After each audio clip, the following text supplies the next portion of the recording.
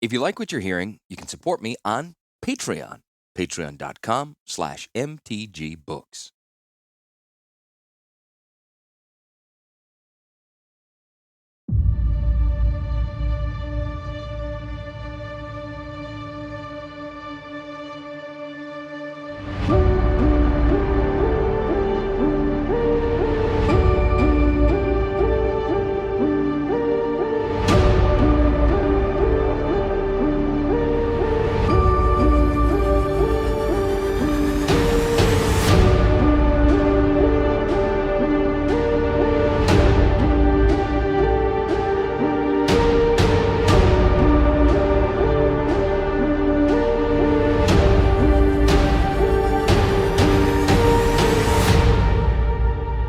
Chapter 8, Failure.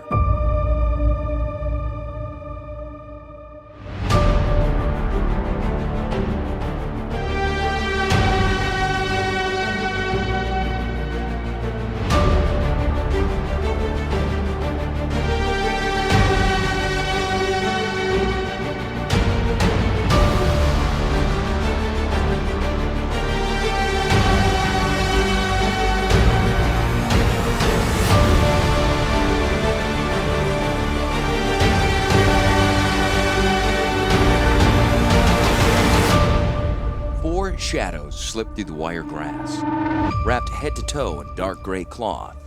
They were armed with short-shafted spears cut down to allow for fast handling in tight places. The four elves were going to a tight place indeed, the camp of the Sky Shroud Expeditionary Force. Cardamel and his comrades, Kameko, Darien, and Sanyu, dropped to the ground side by side a dozen yards from the picket line. Every few minutes, a pair of curl-mounted men rode by. In between the mounted patrols, 2 foot soldiers marched past in the opposite direction. Barely 30 seconds passed between the concentric rings of sentries. Not much time to run 20 yards and stop somewhere out of sight. "Let's take out the men on foot," Kameko suggested. Even close together, it was hard to hear each other. The wind was up and would stay up until the hub ceased rotating. "First riders to miss him will sound the alarm," Cardamel said. "So what do we do?" asked Sanyu. Cardamel eyed the long rows of tents. If they could reach them, there were plenty of dark places to skulk there. "We'll have to do it one at a time," he said. "Run straight for the tent line, hide until the last one crosses over." No one had any better idea, so Cardamel's approach was adopted. After the next pair of curls clomped by, he sprinted for the tents. Massed campfires inside the camp robbed the night of its cloak of black, and Cardamel knew he was highlighted against the sky. He ran for all he was worth and slid to a stop between 2 tents, just as the paired foot soldiers appeared around the curve. "You made it," said Kameko. "I'm next." Kameko sprinted into Cardamel's arms, and they hugged the dirt as the next patrol came by. Darien rubbed dust on his hands and crouched in the tall grass, ready to run. The cavalryman passed, and Sanyu slapped him on the back. "Go!" Darien wasn't much of a runner, but he was a leaper. He was 6 feet from the tents when the foot guards appeared, so he gathered himself and jumped headlong into the shadows with his friends. One of the Rathy soldiers unslung his crossbow. "What was that?" "What? I didn't see anything," said his partner. "You didn't see something hurl across right there?" "No, what was it?" "I don't know, kind of big. Bird, maybe?" The soldier licked his lips. "Fresh meat would be great. We could roast it when we got off duty." He left the path and probed cautiously into the shadows, bow leveled. His partner waited at the perimeter. "Hurry up," he said. "Be punished for leaving the path." "Here, birdie," chirped the dull soldier.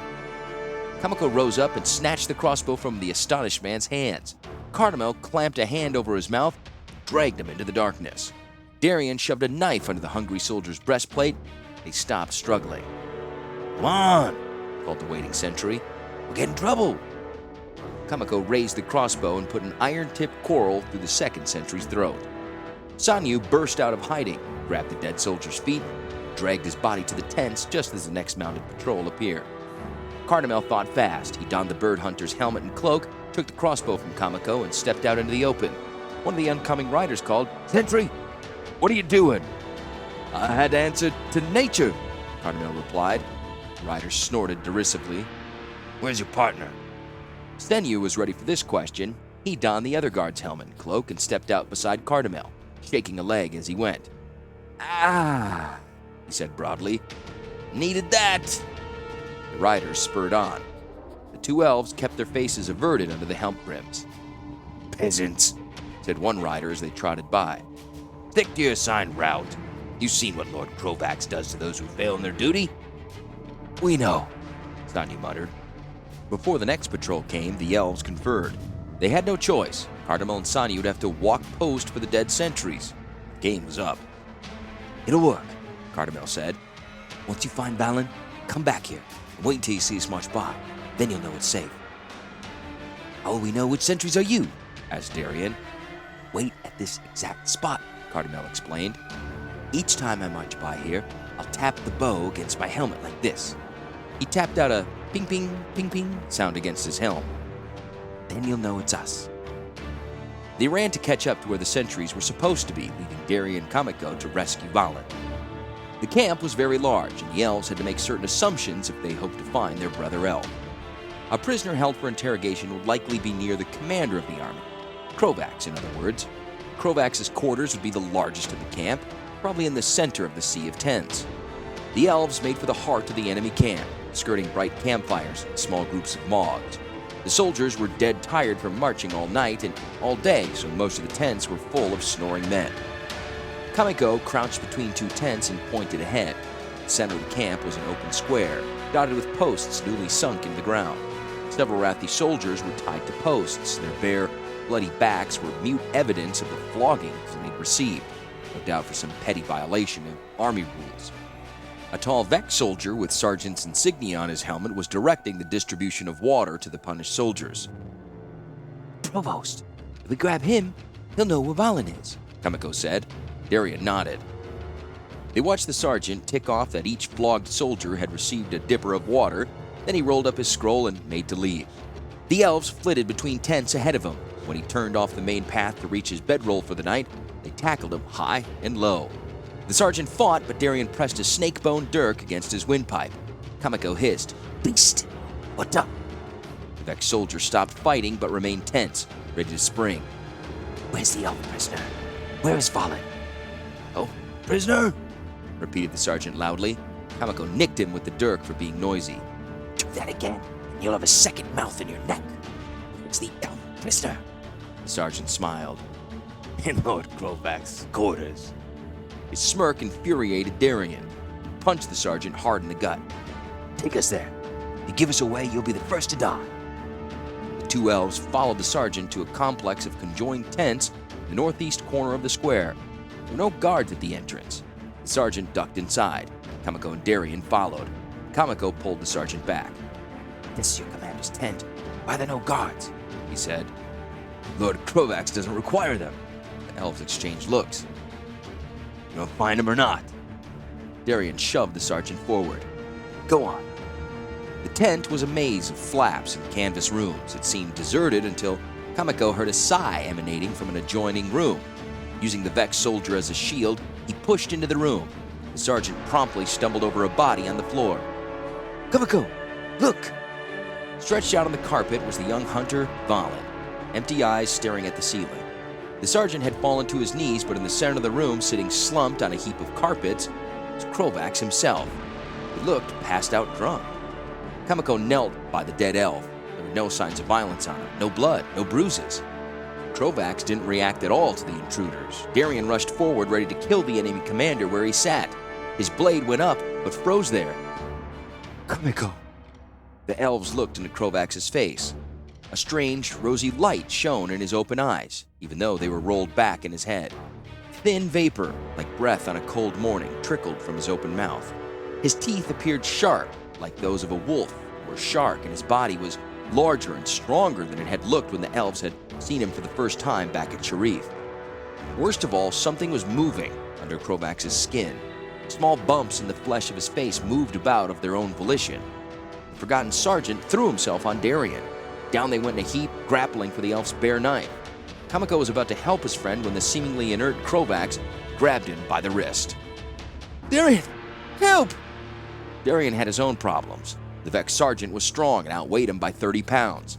Darian raked the Vec's cheek with his knife tip, drawing blood. The sergeant responded with several pounding blows to the face. Darian saw the room swimming away in a black haze. Trovax lifted his head, he pursed his lips, and whistled, a slow, eerie tune. Kamiko drew his knife with his left hand, but before he could thrust it through a joint in Trovax's armor, the enemy commander effortlessly crushed his wrist. Bones snapped and ground together, sickening sound. Kamiko screamed and fell to his knees, dropping his knife.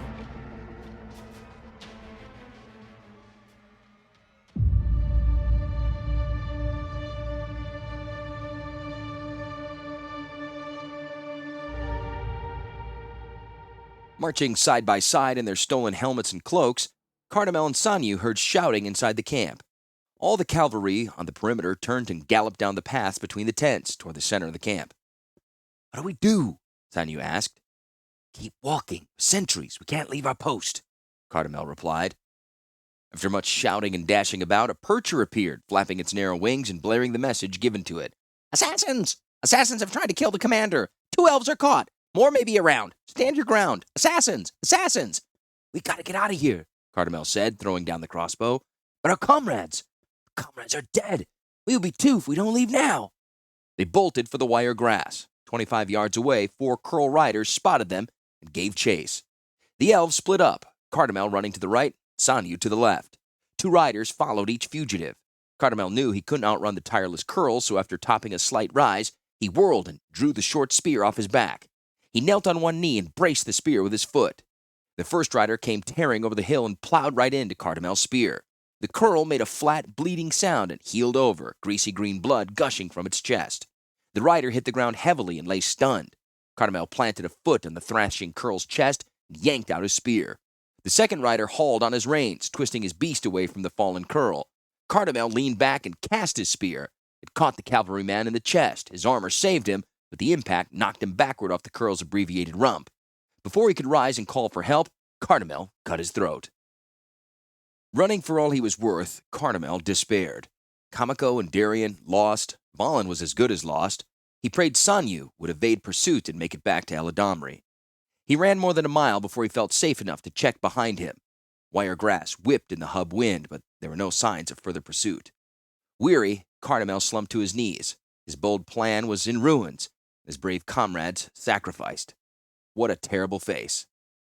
"Get up." He looked up into the grim face of Eladamri. Cardamel opened his mouth to speak, but the rebel leader cut him off with a curt wave of his hand. "Save your entreaties. You disobeyed me, Cardamel. How many warriors did you lose on your Morg's errand?" Mutely, Cardamel held up 3 fingers. "So, that's the price we paid for your night of foolishness." Just then, a courier ran up. "Eladamri! Eladamri! A message from Tantjova." He handed the elf leader a square of cloth on which the Vec matriarch had penned a note. Eladamri read it, hurled the scrap into Cardamel's face. "Worse news. Your bungling has raised a general alarm in the enemy camp, and the cavalry have found the Vec warriors hiding at the edge of the swamp. All our preparations are in jeopardy." Miserable, Cardamel drew his knife. He sat there despondently fingering the blade. Eladamri took it away from him. "No point in dying now," he said evenly. "There's fighting to be done." Cardamel looked at his leader. "May I go in the vanguard?" Eladamri nodded and gave him back his knife. The clamor of distant combat grew until it overcame the constant wind. It was not yet midnight, hours before the planned attack, but all of a sudden the elves had a major battle on their hands.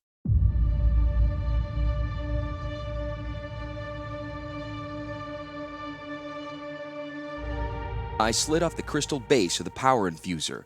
His formerly aching body felt supple and fit after a few minutes of exposure to the power stream. Cracking his knuckles, he tried the passing fire exercise again. This time the tiny flame was black from the start, even though he willed a yellow flame. He snuffed the ebb and flicker, and for a moment had the frightening thought that the treatments would alter him permanently, like the unfortunate guards who first brought him there. Scrounging around the laboratory, he found a metal tray among Volrath's equipment and anxiously studied his reflection in it. It was still Urtai who gazed back at him, wasn't it? Same shock of blonde hair, same flat nose, same weak chin. He thrust his jaw forward, as he often had when he was a boy, trying to correct the receding line of his chin. Sank back into place when he relaxed. Same old Urtai. He was glad to be healed. His talent was too valuable to waste on a meaningless death, but he wondered what sort of bargain he'd made. Could he really become ruler of an entire world? Ruling Rath could not be a comfortable position. Mysterious overlords above and seething revolutions below? No, being Evankar was no job for a sane man. Let Krovax have it. Sanity was not a handicap Krovax enjoyed.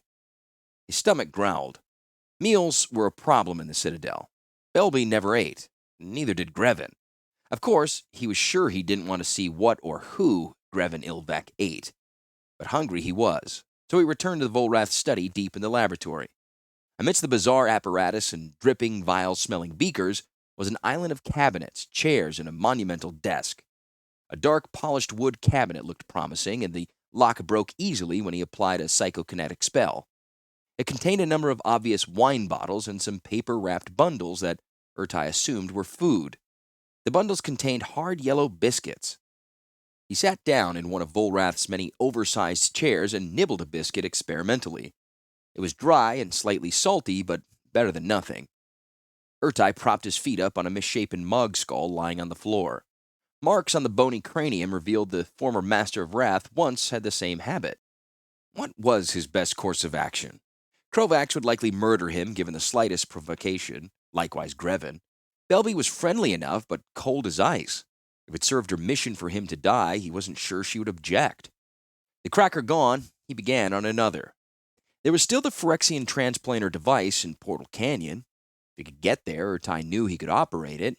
Trouble was, Portal Canyon was a long way from the stronghold. Getting there was a problem, and getting there without being stopped was an even bigger conundrum. The only course, as he saw it, was to continue to play along with Belby. That way he had the freedom of the Citadel and could improve his magical knowledge and his control of Flowstone. Then, when the time was right, he'd get to Portal Canyon. There you are. Urtai saw Belby standing nearby, lost in thought he hadn't noticed her arrival. What are you doing? She said. Contemplating my options. She pointed. What's that? Food. Do you want some? He handed her the package, now half empty. I don't eat, Belby said, sniffing a biscuit. Where did you find these? In there. Volrath must have kept them on hand for snacks. Volrath was energy sufficient like me. He didn't need to eat. She read the Phyrexian script on the biscuit wrapper. I'm sure he never ate this. Why? Asked Urtai. What is it? Morg wafers, it says. Urtai grimaced. This is Morg food? No, it's made of Morgs. I imagine Volrath fed these wafers to his experimental animals.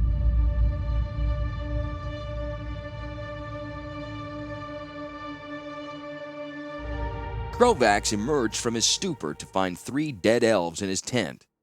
Sergeant Tharvello wounded and his entire staff ranting about a night attack by the rebels. He shouted for silence. Send the 1st Cavalry Company to fend off the rebels, Krovax said. Hold the 3rd and 4th Cavalry in reserve north of camp. Get the infantry and Morgs moving. I want a standard echelon formation with no more than 10 yards between each company. String the Morgs out in front as skirmishers. What is the strength of the enemy? Unknown, said Nasser. The scouts estimate more than 100, all on foot. It may be a diversion, Krovax said. Maintain a sharp watch out of the fronts. To your posts! He stepped over the corpses without a second look. Tharvello, his face bleeding, went to his company without any questions or thanks from his commander. Krovax emerged from camp and stalked quickly through the wiregrass. The night was tinged cobalt by the distant glow of the stronghold's energy column. Overhead, the clouds swirled in a wide spiral pattern, flashes of green lightning arcing from one band of clouds to another. A cavalry officer galloped in, his lance bloody. My lord, the enemy is retreating to the swamp. Who are they? What are they doing? Krovax demanded. They're Vek, my lord. Our riders first spotted them crawling through the grass toward the camp. Vek? So Eldamri has allies. No matter. Hurry them to the forest edge, Captain, but don't into the swamp. There may be more of them lying in wait for just such a move. The captain saluted and galloped away. Krovax called for his curl, Behind him, the expeditionary force was drawing up on the plain in a checkerboard formation. Each block represented a troop of 50 men, and 4 blocks made a company. Morgs formed a ragged line ahead of the regular troops. The Rathi battle formation was a mile long from west to east, with the camp nestled behind the center of the line. The balance of Krovax's cavalry was positioned north of the tents, in reserve. Krovax rode out to see the actual fighting. In the eerie half-darkness, the Rathi cavalry was circling small groups of Vek warriors who popped up now and then to throw hatchets or stone-tipped spears at the Kurls and riders. Krovax saw a stone spearhead shatter on a cavalryman's shield and laughed. Move in on them! Krovax cried. They're just savages! They're using stone spears! What are you, a gang of Morgs? Stunned by his taunts, the cavalry overran the Vek, lancing nomad warriors right and left. Groups of Vek, not yet engaged, began to run for the swamp, half a mile away. Krovax slumped in his saddle. This was no contest. Recall the troopers, he said. Perchers took to the air, screeching his orders. Nasser approached, and Krovax called to him. Any movement on other fronts? No, my lord. I've sent scouts in all directions. They report no rebels in sight. They rode together back to the battle line. To Krovax's surprise, the soldiers in the front ranks raised a ragged cheer. They've changed their tune? He said. All soldiers want is victory, Nasser replied. The wind died for the first time in many hours. A fragile stillness ensued. The night grew darker as the clouds spread apart, filling the whole sky. A series of wavering orange lights appeared on the plain north of the Rathi camp. Far away, the hub reversed its rotation, sending a fresh wind rushing from the north. It arrived on the battlefield heavy with the odor of smoke. Campfires? Nasser wondered. Krovax stood in his stirrups. A smear of white smoke rolled down the plain.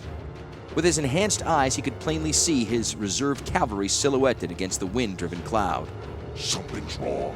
Flames leaped skyward from the dry prairie. The plain north of the camp was on fire. The wind's change of direction was propelling the flames towards Krovax's army. Face about! Krovax shouted. The enemy's behind us! Elves, whirling torches around their heads, ran through the high grass, applying brands to the thickly growing weeds. Now, a wall of flame, a mile long, came sweeping toward Krovax. Behind it were more than 1,000 elf warriors. The cavalry Kurls were dumb beasts, bred for endurance and passivity. They would not stand in the way of fire. 2 cavalry companies milled about in confusion as their mounts bleated in growing terror. Reluctantly, Krovax ordered them out of the way and sent the infantry marching back through the camp to meet the enemy. Tents and stacks of equipment disrupted the tight battle formation. The formal checkerboard broke down into streams of soldiers leaning forward into the wind and smoke. The gap between the Rathi soldiers and the elves closed to a few yards. Tents were burning all along the north side of the camp. Behind the smoke and flames, the elves heard salvos of spears. Their snake-fang tips were keen, and though they didn't always pierce Rathi armor, they did find enough chinks to inflict casualties on the advancing infantry. When the soldiers slowed under the hail of spears, the fire caught up to them. The lead ranks wavered and began to fall back. Morgs were already scampering through the camp, hooting in alarm. Why are they retreating? I ordered no withdrawal! Krovax shouted. Men can't fight in a fire, Nasser said. We must abandon the camp. Give up the camp to rebels? Never! He spurred forward, trampling men and Morgs who got in his way. A wave of fire was inundating the tents and had almost reached the center of camp. Soldiers, staked in the square for punishment, screamed for help as the flames advanced. Some of their comrades tried to reach them, but the conflagration rapidly engulfed the area, turning the square into an enormous funeral pyre. Krovax held his shield over his head to ward off the rain of elven spears. His Kurl blubbered and pranced, anxious to escape the flames. Krovax ignored the protesting beast, standing in his stirrups and staring through the fire for a glimpse of Eladamri, his rebels. Commander or not, the Kurl had had enough. It lay down, rubbed Krovax off, bounded to its feet, and galloped away, bleeding. He didn't have time to curse the stupid beast before flames washed over him. He threw an arm over his face and waited for the searing pain. It never came. Krovax felt the heat, but it never crossed his threshold of pain. Pleased, he jumped to his feet. The fire had passed him, still propelled by the hub wind. In the flickering lights, hundreds of lightly armed elves darted in and out, lofting their spears over the advancing fire. Roaring, Krovax charged into the nearest group, slashing at them with his sword. Every elf evaded his blade, melting back into the darkness beyond the firelight. I am Krovax! Krovax of Urborg! He bellowed. Come out, Eladamri! and fight me, face to face.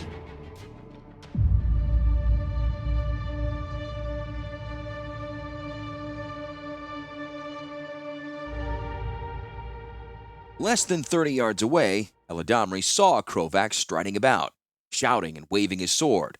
The rebel leader simply watched Krovax rave. "Will you fight him?" Galen asked. "Look at him," Eladamri said. "He's utterly mad." "He's the enemy commander. Why don't you kill him?" Eladamri leaned on his spear shaft. "Did you see what he did? He fell from his animal, wallowed in the fire, and got up unhurt. He's not flesh and blood. He's been altered, like Volrath. He's not going to fall to a snake-fanged spear." He laid his spear on his shoulder. "It's time we put an end to this battle. Lord Krovax will have to wait another day to die." Eladamri put a hand to his mouth and uttered a loud, trilling cry. It was echoed by the throats of the 1,000 elves along the battle line. The sound halted Krovax's futile ranting, and he turned his back to the elves, walking swiftly back to his singed and shaken troops. Elves circled wide around the western flank to the burning camp. There, Darset waited with over 400 Dahl in full battle gear. Beside him was Tant Jova and the main Vec force, 300 strong, most armed with Rathi weapons scrounged from Krovax's fallen soldiers. Eladamri whacked Darset on the back and clasped hands with Tant Jova. "Time to wash our spears in enemy blood," he said. The three rebel elements swept forward, shouting, screaming, banging their weapons on their shields. To the Rathi infantry, it seemed as if an entirely new enemy force sprang out of the darkness and hurled itself on them. The flustered stronghold troops formed a hollow square and fended off waves of rebel attacks, the dead and wounded piling up deeper each time a fresh attack broke over them. Mogs outside the infantry squares were slaughtered in great numbers. Gradually, the exhausted Rathi line was pushed backward, changing from a square to a narrow triangle. Eladamri kept the pressure on all through the night, while segments of his force were sent away to safety in the forest. The hub wind died before daybreak, and the fire went out. The camp was a heap of cinders.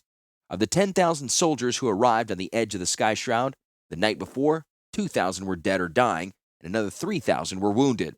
Only a few hundred Mogs could be found. Krovax had lost over half his army in a single battle. Eladamri was not in a celebratory mood. With far slenderer resources, his losses numbered just over 100 elves, 36 Dahl, and nearly 200 of Tant Jova's Vec nomads killed. No rich haul of captured weapons could be expected following the all-consuming fire. He blamed himself, and he blamed Cardamel for ruining his trap. "Another 6 hours and we could have had 'em all," he stormed at the post-battle council deep in the forest. "Not just their lives, but all their weapons and supplies, too. That's what your little adventure cost us, Cardamel."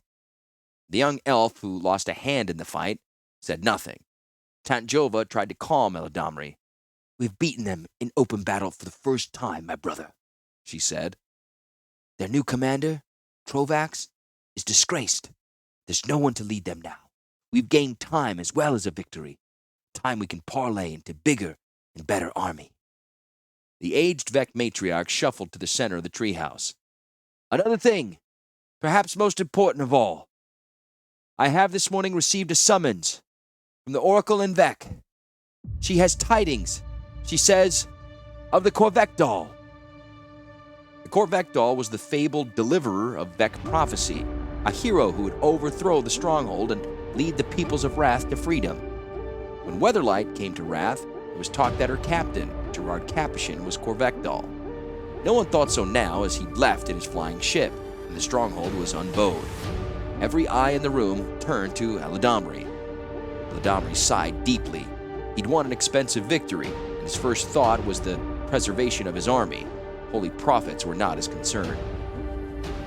"We'll withdraw to Korai," he said, rubbing the smoke from his eyes.